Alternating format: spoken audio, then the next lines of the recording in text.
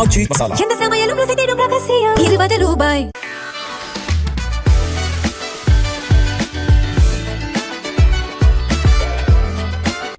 தமிழக சட்டசபை தேர்தல் முடிவுகள் அரசியல் களத்தில் பெரும் குழப்பத்தை ஏற்படுத்தியது. திமுக கூட்டணியில் இருந்த காங்கிரஸ் உறவை முறித்து விஜய் கட்சி பக்கம் தாவியது. இதற்கு காரணமான 2 பிசிக்கள் குறித்துதான் டில்லி அரசியல் வட்டாரங்களில் கிண்டலாக பேசப்படுகிறது.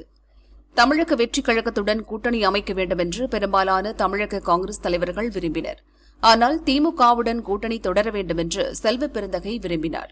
இதனால் பிசி என அழைக்கப்படும் முன்னாள் நிதியமைச்சர் சிதம்பரத்தின் உதவியை அவர் நாடினார். சோனியாவுடன் ஆலோசனை நடத்திய சிதம்பரம் பின்னர் ஸ்டாலினை சந்தித்து திமுக காங்கிரஸ் கூட்டணியை உறுதிப்படுத்தினார். இது ராகுலுக்கு சுத்தமாக பிடிக்கவில்லை. இதனால் தான் தமிழகத்தில் ஸ்டாலினுடன் இணைந்து பிரச்சாரம் செய்ய மறுத்துவிட்டார். தேர்தல் முடிந்து தாவேகா தனிப்பெரும் கட்சியாக உருவெடுத்த போது இன்னொரு பிசி களமிறங்கினார். அவர்தான் காங்கிரசின் தரவுகள் பகுப்பாய்வு டீம் லீடர் பிரவீன் சக்கரவர்த்தி. இவர் ராகுலுக்கு மிகவும் நெருக்கமானவர். விஜயுடன் கூட்டணி அமைக்க வேண்டும் என்று தலைமையை வற்புறுத்தி வந்தவர்.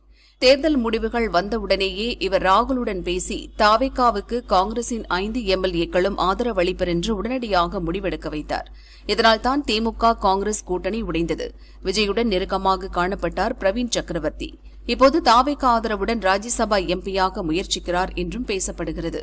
இனி காங்கிரஸ் மூத்த தலைவரான சிதம்பரத்தின் நிலை என்ன ஆகும் என்று கட்சிக்குள் விவாதம் நடக்கிறது. இப்போது ராஜ்யசபா எம்பியாக உள்ள சிதம்பரத்தின் பதவிக்காலம் 2028 ஜூனில் முடிவடைகிறது. இத்துடன் இவரின் அரசியல் வாழ்க்கையும் முடிவுக்கு வரும் என்கின்றனர் விவரம் தெரிந்தவர்கள்.